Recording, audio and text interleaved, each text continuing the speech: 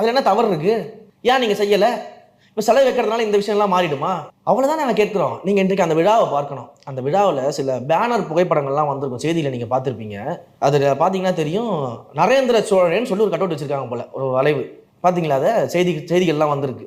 அதே போல் பிரதமர் நரேந்திர மோடிக்கு வந்து பார்த்தீங்கன்னா மிகப்பெரிய வானுயர கட் அவுட் வச்சிருக்காங்க. அவர் அந்த ரோட் ஷோ பண்ணுற இடத்துலலாம் நீங்கள் பார்த்தீங்கன்னா தெரியும். அந்த வீடியோக்கள் அவர் கூட சோஷியல் மீடியாவில் அவரோட ட்விட்டர் அக்கௌண்ட்டில் போட்டிருக்காருன்னு நினைக்கிறேன். என்ன சொன்னேன், நீங்கள் மாமன்னருடைய புகழ் வணக்கத்திற்கு வரீங்களா, இல்லை உங்களுடைய பெருமையை காட்டுறதுக்கு வரீங்களா? அந்த இடத்துல உண்மையிலேயே இந்த திமுக நம்முடைய மன்னருக்கு பெருமை சேர்க்கக்கூடிய விழாவா நடத்திருக்கு அப்படின்னா இதற்கெல்லாம் நீங்க எப்படி அனுமதி கொடுக்குறீங்க? ஏன் சோழ மன்னனுக்கு சிலை, சோழ மன்னனுக்கு கட் அவுட் வைங்க, சோழ மன்னனுடைய புகைப்படங்களை வளைவுகள் வைங்க, தமிழ் அன்னைக்கு வைங்க, ஐயன் வள்ளுவனுக்கு வைங்க. நாட்டோட பிரதமருங்க ஏங்க அங்க சோழ வைக்கிறதுல என்னங்க? அதுதாங்க சொல்றேன், நீங்க சோழ மன்னருக்கு பெருமை சேர்க்கிறேன்னு சொல்லிட்டு அங்க சோழ மன்னரையே காணுமே, நரேந்திர சோழன்லாம் இருக்காரு. அதை ஏன் நீங்க தடுக்கல? ஈடிக்கு முன்னாடி மட்டும் எதிர்த்து பேச தெரியுதுல்ல, ஈடிக்கு பின்னாடி ஏன் அமைதியா இருக்கீங்க? சாதாரணமா வந்தவன் இல்லடா